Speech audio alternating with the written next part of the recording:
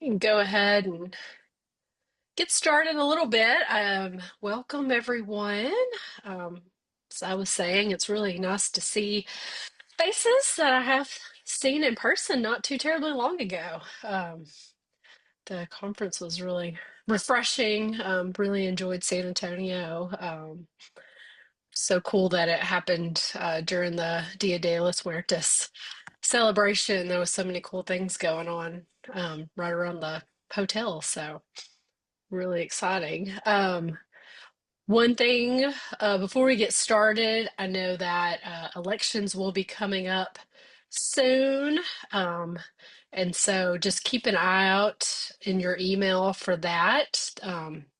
Give me a call for nominations. And for this SIG, there will be an opening for the secretary. So I will be rolling off. Laura will be staying on as co-chair.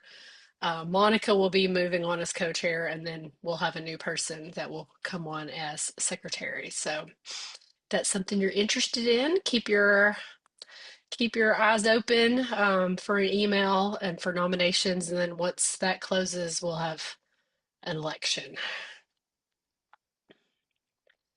So today we were just going to do a recap and and be able to kind of talk a little bit about our takeaways from the conference, especially for those who weren't able to be there. And I wanted to kind of open up the floor to Laura, who hasn't been with us for a little bit because she's been celebrating the addition to her family. So let us all say welcome back to her and kind of let her start off our conversation. And thanks to baby Luca for sharing you. Thank Yes. you so much. Yes, I've missed seeing you all. And I lived in San Antonio for a while, so it was like a double sad that I couldn't be with you all. But I heard outstanding things about the conference and the great opportunities. And I'm really looking forward to hearing reflections on what went well, what were some of your favorites, and then also, what would we like to improve for the future? What might we want to learn more about in this space in the coming months? So just really excited to reconnect with you all and hear a little bit more about next steps in the conference.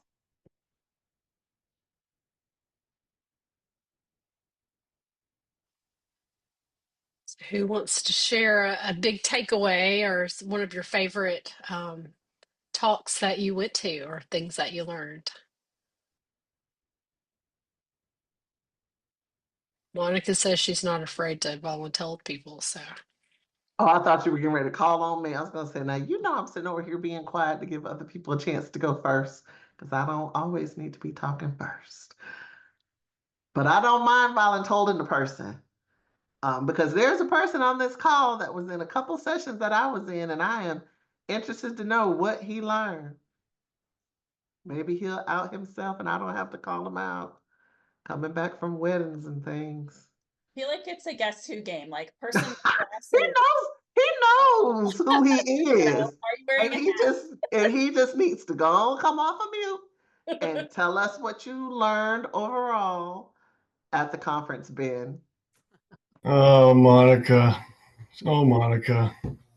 You are a light in this dreary day. Thank you. I learned a lot. One of the main things I've always thought of this conference is being sort of the leaders of the field. We all know that, but in a way that's like cross systems in a lot of ways. So there's so many people from physicians to policymakers to clinicians. So I just loved hearing all the conferences and workshops. It was just wonderful. Is that good enough, Monica? Of course it is. Okay. And anything you felt like, Ben, that like was missing or you missed because there's so many. It's hard. Sometimes I'm like, I want to go to this one, but I want to go to this one, and now I got to make a choice, and I want to dabble over here. Is there anything you feel like, oh, I would have liked to see more of blank? Perhaps I heard a couple of people saying that the sort of the scheduling of similar types of workshops during the same time may have been a little bit difficult. Specifically, the health tech folks, they all seem to be sort of at the same time. But one thing I did learn that I thought was really, really interesting was I can't remember the name of the physician, psychiatrist that talked about ROI for collaborative care at his system. And he talked a lot about sort of the light green dollars instead of the dark green dollars, where, sort of up billing or different billing codes help, his sustainability really blossom. So that was really cool. I'll look for the name and put it in the chat. Sorry, I beat you to it. Brandon Kate Emery. He's yeah, there you go. Yes, hopefully he'll join us on this call sometime soon, and our similar group for medical providers. I know he's going to be involved in that. But agree, yeah, his talk's awesome. Kind of that language for the finance piece that a lot of us that do direct patient-facing care feel sort of in the deep end with, right? To like have working knowledge and be able to relate the why to leadership and C-suite in that way. So yeah, I agree. He did a great job. That's exciting. I'm gonna go look up his talk now. I think this is great. This was the first time I've been to this conference. And I have to say, in all honesty, my favorite part was not having to describe what collaborative care is to every single person I talked to. Isn't it so nice? Bree, you found your people. We're here. Absolutely. And it was my boss texted me in the middle of it, and I was like, they all know what collaborative care is. And we were laughing because that's half the conversation when you have a meeting sometimes.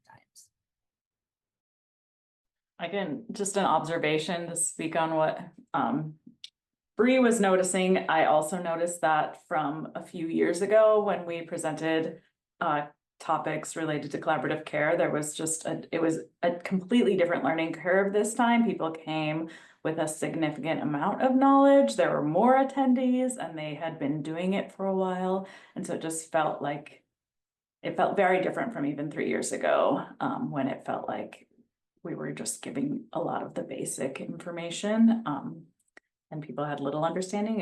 It feels like it's grown quite quickly. I see Sarah has her hand raised. Oh, yeah, sorry, I didn't want to jump in. I'll echo the comments. There was a lot of great collaborative care presentations after the conference. I actually went through the agenda and made a list of all of them and grabbed the slides to send them to my team members who weren't in attendance. And what I noticed is that the tagging of which presentations were related to our SIG and which presentations separately from that were tagged with collaborative care was not super accurate. So I ended up with 16 presentations, either based on the title or the tagging that I thought like met collaborative care, not other integrated models. So I might suggest, I'm not sure who would implement next year, but refining some of that tagging a little bit.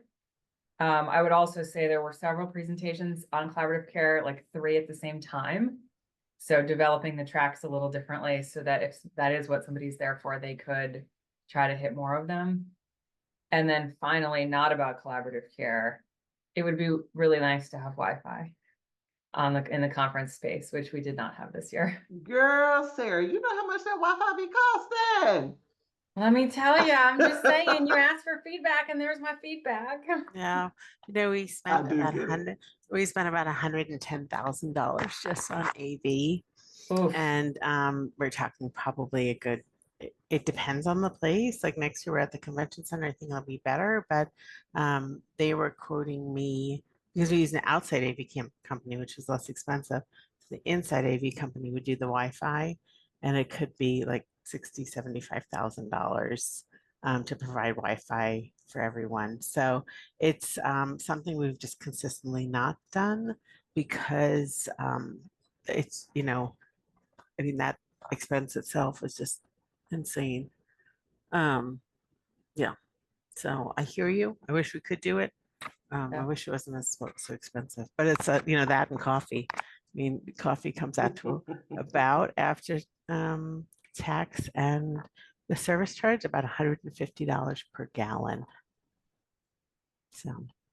And Jackie, any thoughts? I know you've been really invested in leading a lot of the stuff related to the schedule and everything. Like, what are your thoughts about the tagging capability? I know there's some limitations with the service we have, the tagging and the tracks. What do you think about that feedback and thoughts of how we can improve that next year?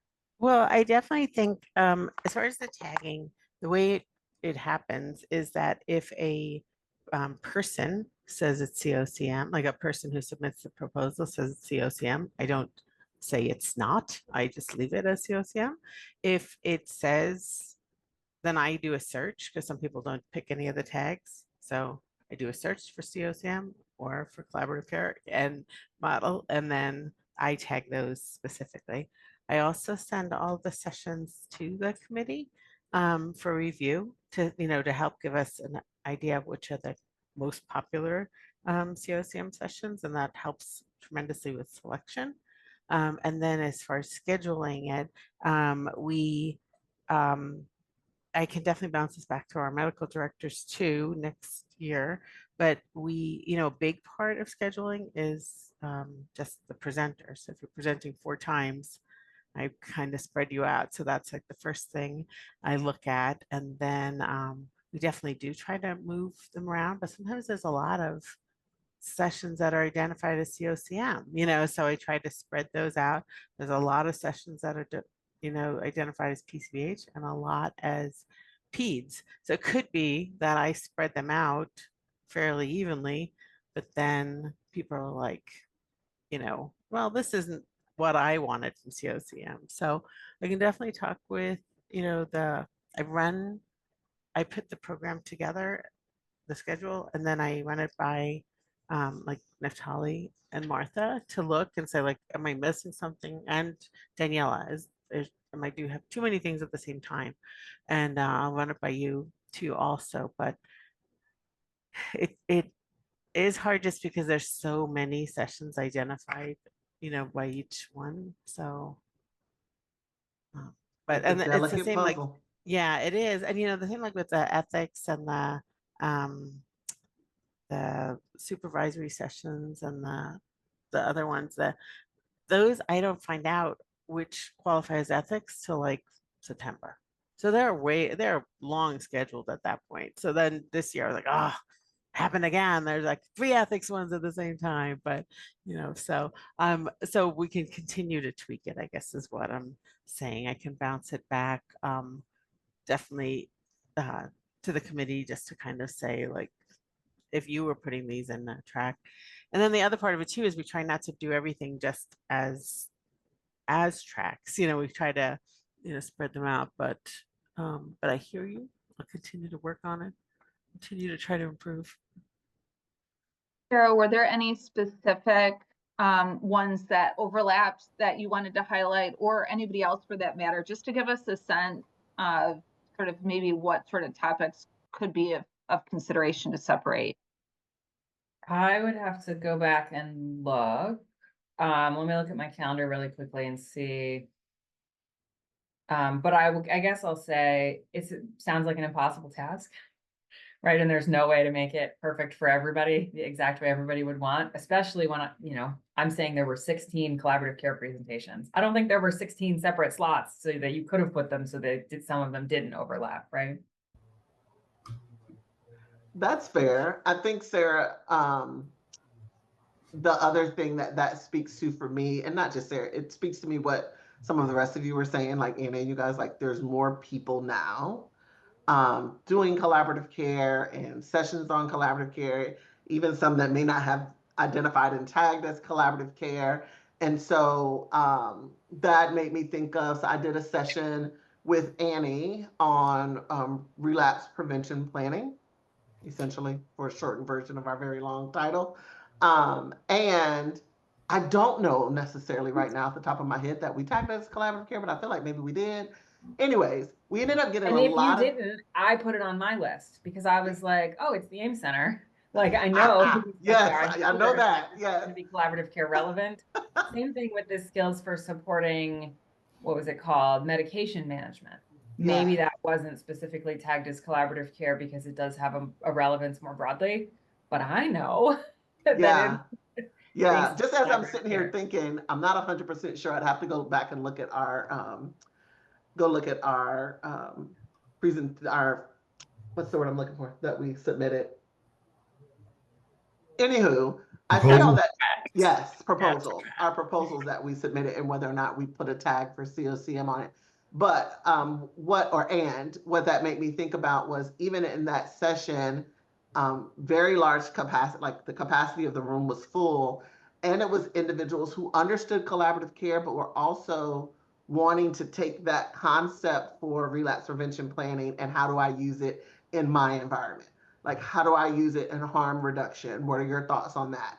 Who is maybe using it? I can't think of what some of the other questions that we had that came up, Annie, but I know harm reduction was one. Somebody was doing bidirectional and was wondering like how to use it in a bidirectional integration setting.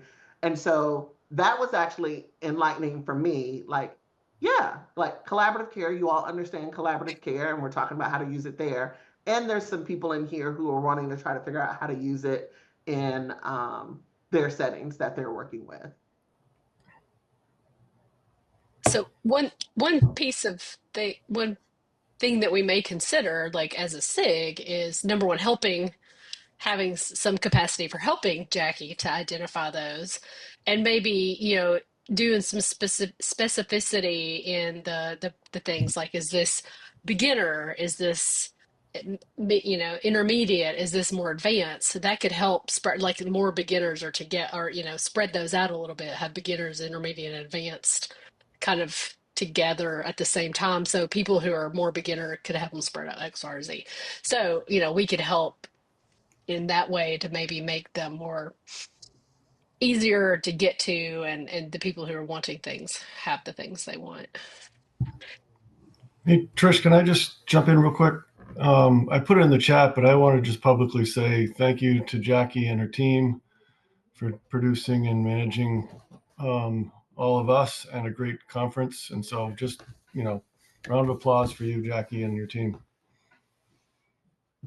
Small but mighty, Jackie. Thank you. I appreciate that. So Hey, Jackie, there was a question I'm wondering if you can answer around how the ethics sessions are marked. I don't really know the answer to that. I'm putting something together and I'll put it in Okay, the chat in just perfect. a second. Okay, perfect. So So, Jim, that's coming. I will go with my reflection. I went to a session around, this was a FQHC, large FQHC system, but there was one clinic in particular that was highlighting their student that they had, their doctoral level student they had that was looking at their data around collaborative care, their implementation of collaborative care.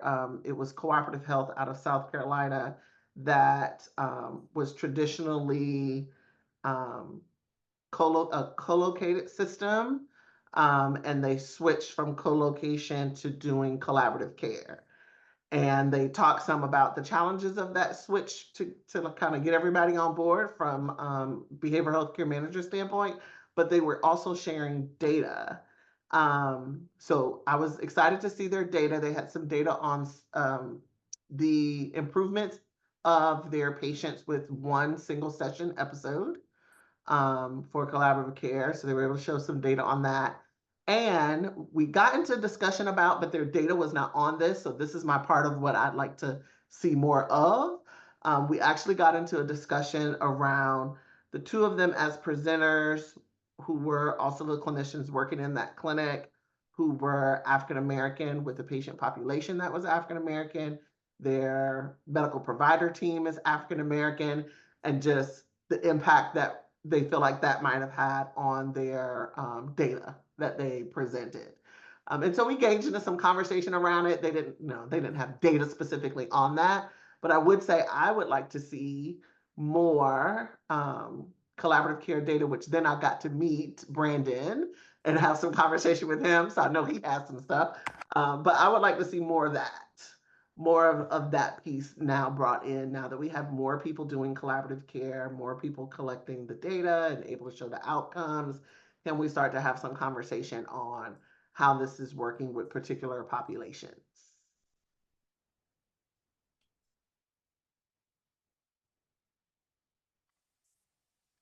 it's a great discussion. I'm sure I don't think I've seen anything that kind of looks at, I mean, there's stuff that looks at like therapy in general and like mental health and like if you know the matching of the therapist or the doctor and the patients and outcomes, but not on the in the collaborative care space.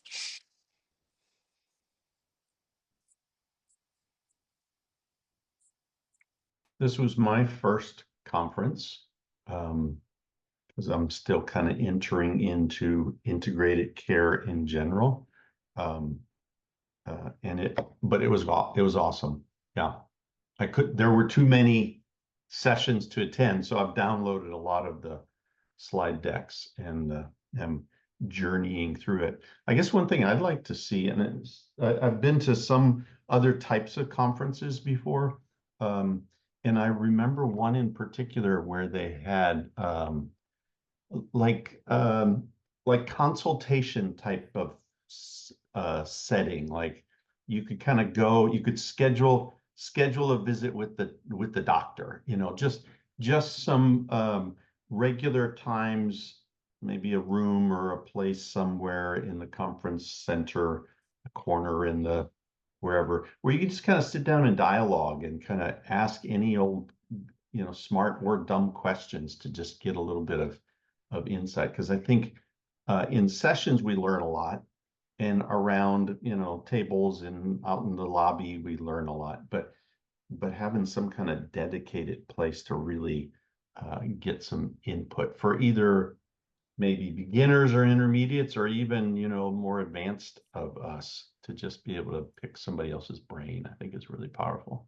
Are you thinking like a matching service, Jim? Kind of like, you know, Match.com or sort of those things where we match up Yeah, with interests or topics or something one-on-one?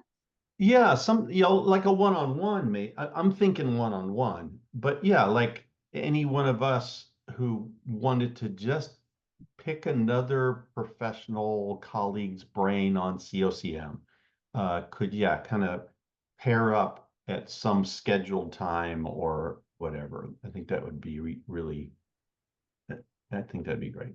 Yeah, it's interesting to hear you say that, Jim, because I think last year's conference had something like that, but it was not CoCM specific.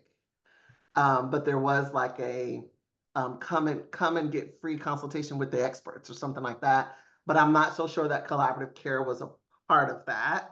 But there was something like that that existed last conference. There are the discussion groups, right? And so I did not get a chance to go to any discussion groups. So I'm not sure if there was a discussion group specifically around collaborative care, but I get what you're saying, just an opportunity to have more time in conversation and collaboration with each other and be able to ask some more direct questions. Even though there are, like Ames Centers has office hours, I think Arkansas is doing some office hour stuff, but this is an opportunity at the conference to say like, hey, let me ask you this direct question, you Yeah, consultant who's on something the seat.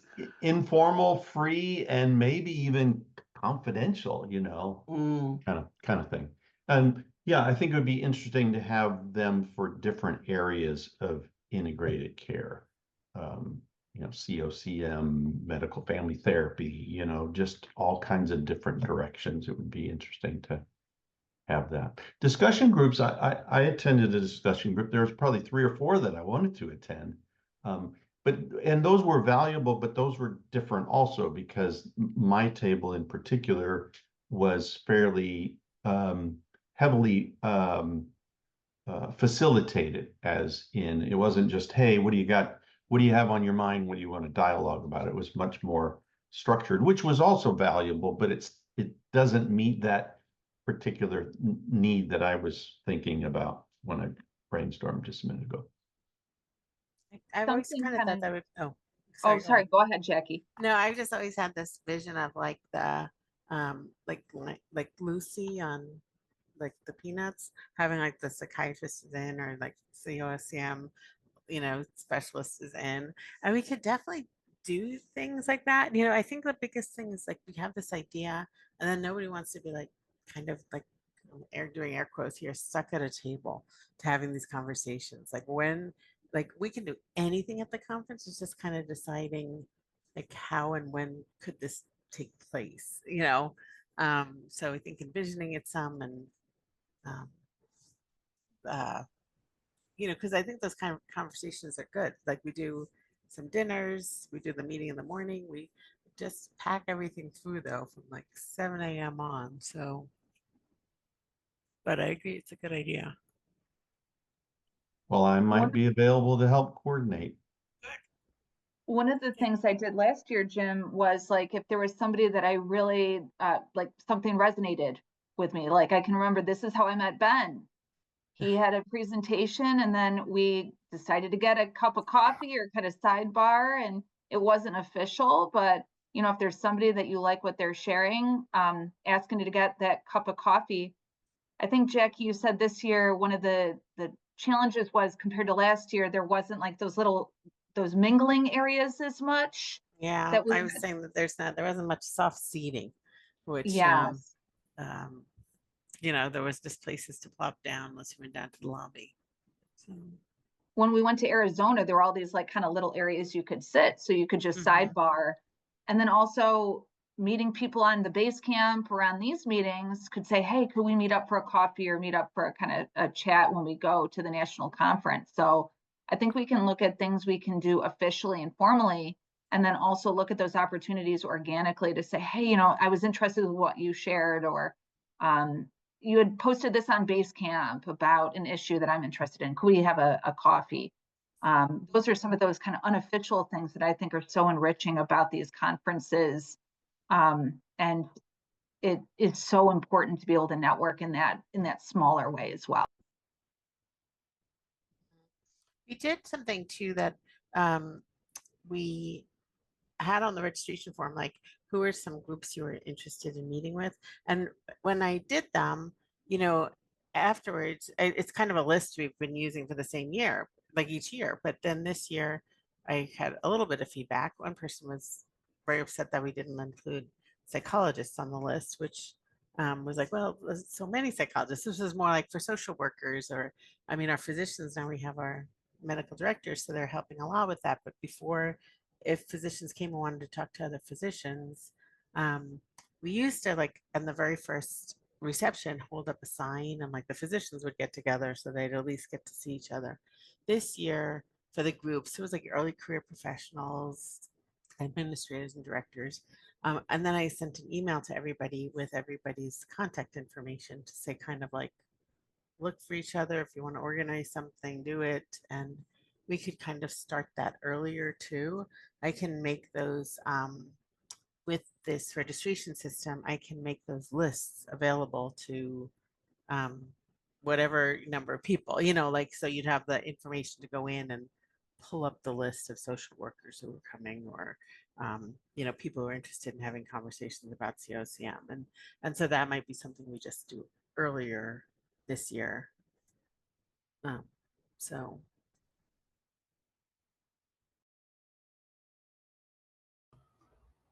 Can I throw out an observation? It seemed like there was less of a divide between PCBH and CoCM at this conference. I wonder if other people would agree. I would say in general, one of the things I've noticed, I've been going to CFHA now for, I don't know, I think the one in Denver was my first one. So that was, I don't know, 7, 8 years ago. Jackie would know, a long time ago.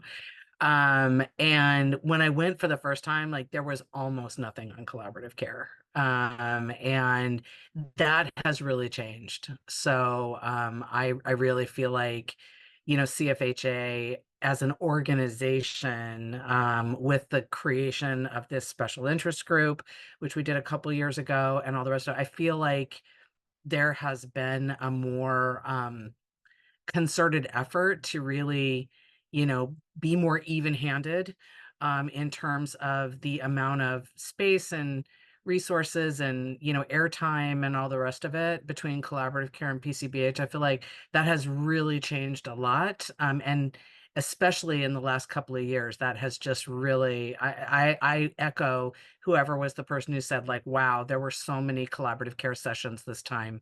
And I really feel like that, is something that wasn't so true, even a few years ago.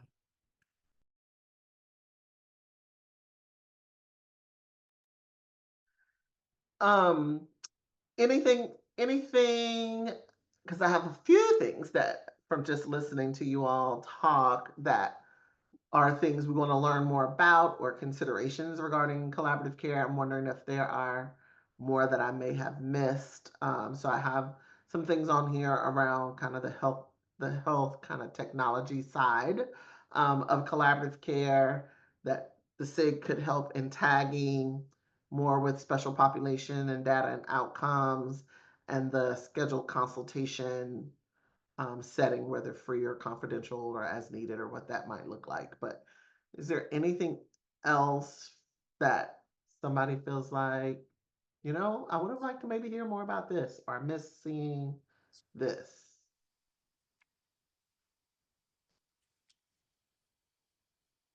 Um, I'd love to have some feedback or thoughts about like the dinner. I feel like we had a blast for those of us who went.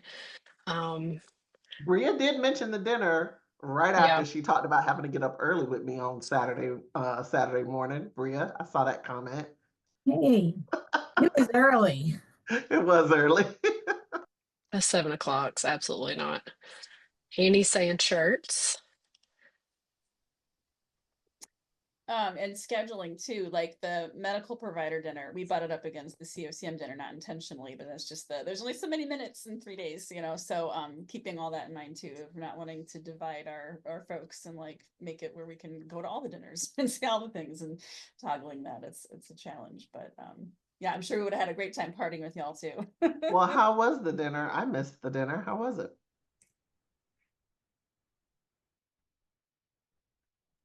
It was nice. It was nice to be able to meet different people. We even changed seats around in the middle of it.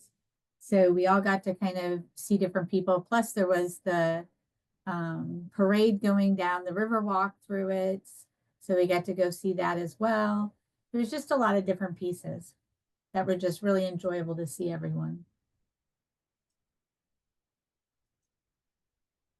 I agree with you, Bree. I think it was so nice to see you in person. I know we talk a lot and we see each other, quite often, but to really connect in a more informal, personal way and, get to hear about some cool things people are doing, but then also get to know them personally. And that was, I thought, a really great opportunity. And even our Arkansas folks, some of them we haven't seen in person. So we got to see them in person at the dinner. And so that was great.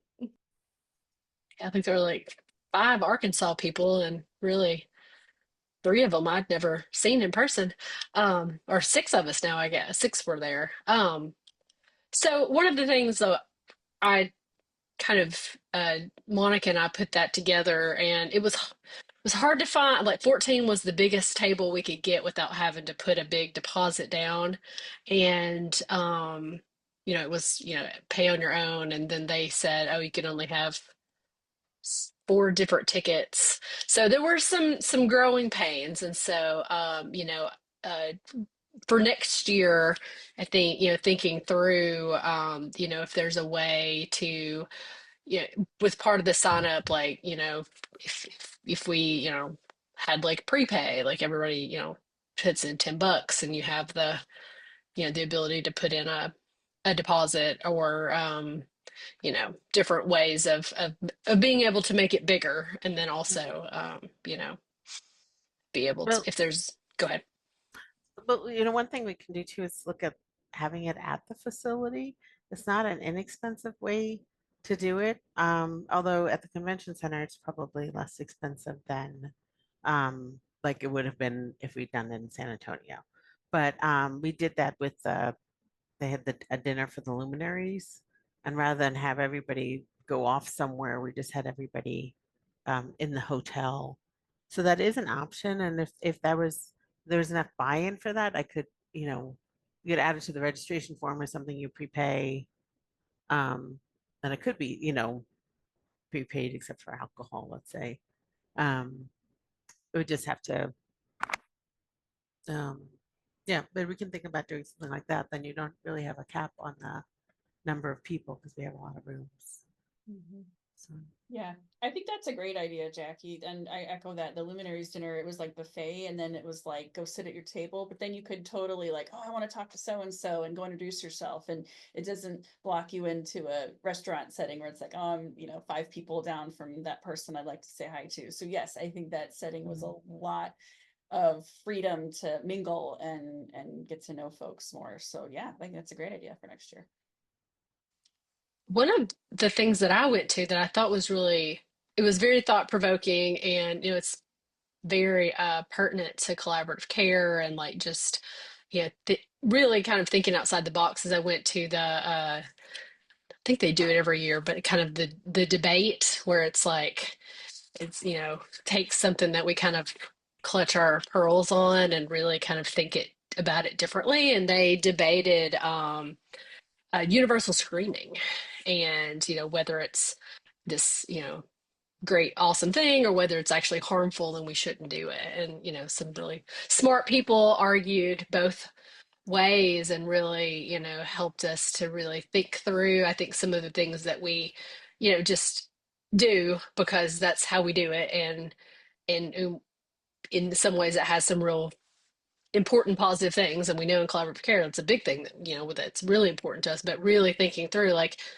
are these measures really that helpful, and are they the best, and is this do we do this because it's easy and we get paid for it, or do we do this because it's actually really good care and the best way of doing things? And so to me it really helped me because I tend to get in my, okay, everybody's got to have their PHQ-2 and their PHQ-9, and if we got to screen them, and if their score's not getting better, then what are we doing wrong? And just kind of getting out of some of the everyday thinking and thinking like, okay, like take a step back, and is this, are there ways to make this better, especially if we're looking at the important, the long term, and how we could be developing things that are maybe actually created for what we're trying to do, right? The PHQ-9 was not created to do what we do. We use the PHQ-9 because it's a convenient,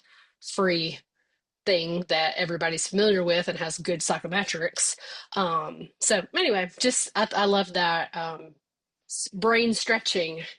It was a great exercise, and I really enjoyed that talk. They will be into that session with the debate part. I was like, oh, they're gonna be arguing. Let me go It was see. fun. It was fun. It was a really fun way of introducing the topic, laying some foundation down for all of us around screening and outcome metrics and all. Like, they did it really well. Randall's really good at coming up with kind of different ideas like that. I mean, he's the only one who's like, I need 2 lecterns in the room, and I need, but.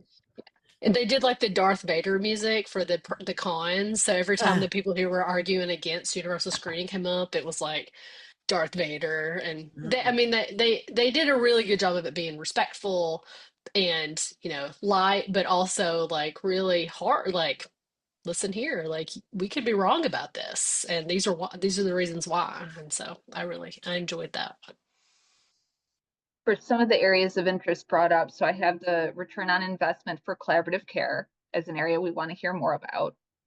Specific approaches to CoCM. So example would be like harm reduction, bidirectional integration, more in general on data and outcomes, more on how CoCM is working for particular populations, and this idea of kind of like debate or offering different perspectives on the same topic is really good.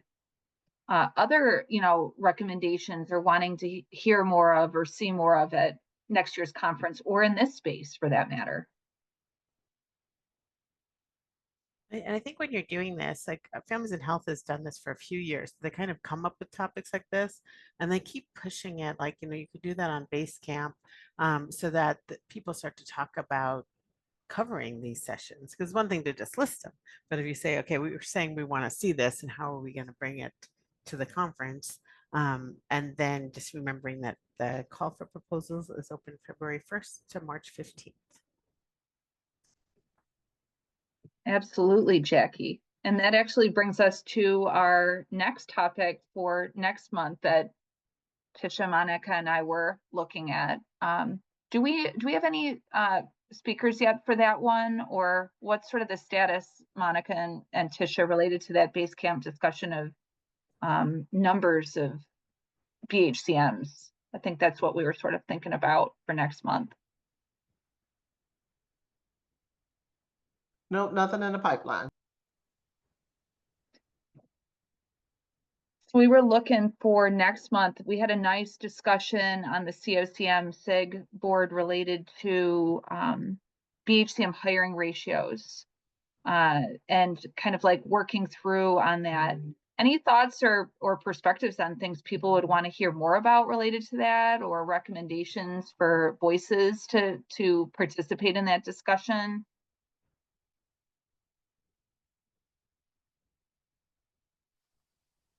And we're thinking it's like staffing ratios, right? Like how many BHCMs do you need per type of patient slash, or, number of patients or PCPs or. Yes. I love that idea. And I would also, and just selfishly, sometimes you could be working with a really small clinic, so there's a really small population. And so factoring some of those pieces in when we have small rural populations that may only have a total population of 800 patients, how, what does staffing look like? Yeah, we don't want to overshoot or undershoot. And how do we go about making those decisions?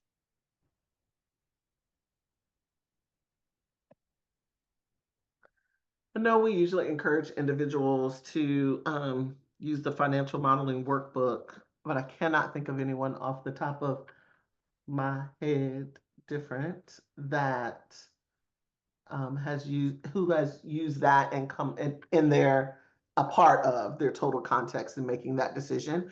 But I plan on putting my head with my people and seeing if anybody can come up with someone. I think that's a great idea, Monica. My experience trying to launch CoCM in my neck of the woods years ago was, hey, revenue cycle team, there's this great tool called the financial modeling workbook. And they're like, that's cute. We don't have time to do that. And it never went anywhere. So like, if there's like ways to like know how to partner with your local, whoever that is, finance team, rev cycle, like, this is why it's helpful. Here's the data you need. Because I don't know about you guys, but on the clinical side, it's so hard to like get initiative from folks that have such a stretched bandwidth already with just health system finance stuff to be like, and we got to do this too. And they're like, we don't have time for that. So it's a great tool. I don't mean to be like disparaging at all. It's awesome. But like just having that language of like, here's how we could use it and here's what you need. I don't know if anybody else had any like Paul starts with that ask, but it was not well received in my system. Okay, it's just me. I think I probably asked wrong. Yeah, my experience is that we're such a tiny little piece of revenue in our whole hospital world that it's like we're not going to spend our time trying to figure out how to pay for, Yeah.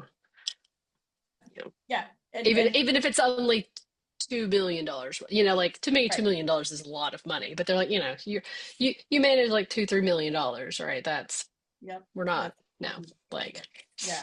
And I think we're a scrappy bunch that's like, well, then we'll figure it out. We'll learn finance. We'll figure out the return on investment. And I think that's why we all really identified with like Brandon's talk of like, you can learn this stuff. You don't have to be, a CFO to have basic, understanding and be able to show return on investment, but you need a little bit of training and support to make your case with that team. Yeah. This will be a good area for discussion at our next meeting. Anything else from the conference? Things that would like to see next year. Any other kind of thoughts from the team? I think it could be neat to have like a swap roles, like a integrated care swap session, like, hi, I grew up in CoCM and I know nothing about PCBH, or I've only known PCBH and I'm not sure with the CoCM thing, it'd be kind of neat to just like build that empathy map of like, oh, this is what that looks like. Because I think we have a lot of assumptions of like what the models do and don't do. And I think it would just be kind of neat to, because I think it helps us with that, what we talked about at the beginning and that Naftali and the board do so well is that CFHA is a, model agnostic. There's language and place for all models and blended models. And I think it just helps me as a learner to know about other models correctly and just say, oh, okay, there's space for this execution. Because in their system, they have to do it this way. They don't have this resource, but we have a psychiatrist. Maybe we chose this model. I don't know, I think it'd be neat to kind of really delve into the elements in a way that was like, hey, let's learn about things that maybe scare us or that, break down that like, oh, I'm in this tribe or whatever. I don't know if that makes any sense, but I think it'd be cool.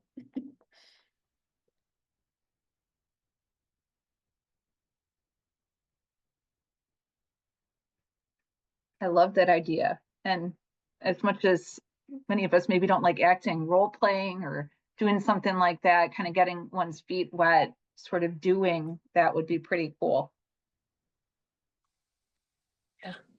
Jen, that reminds me of we were in a cohort together with Sandy's leadership class, and one of the things that he had us do was have all these different roles in our organizations, and everybody had to play a different role, and so kind of had to get into the heads of the different people who are the decision makers or might be having specific problems. And I think consistently, even across cohorts, most people have said that was one of the most helpful things that he had us do.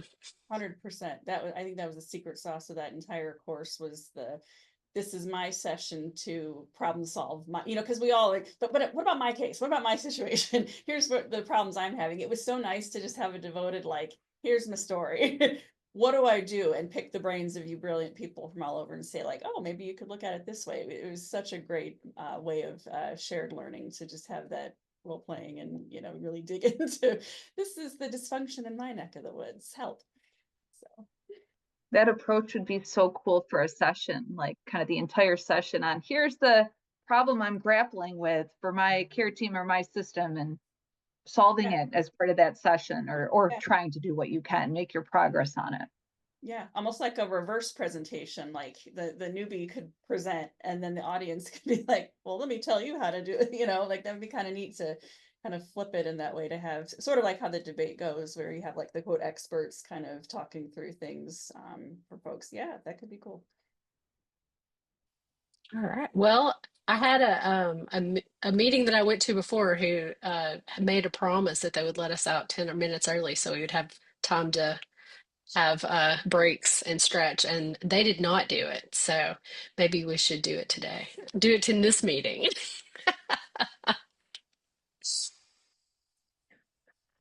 It was a pleasure to get to see everyone again, and I just love the energy and ideas that come out of this group.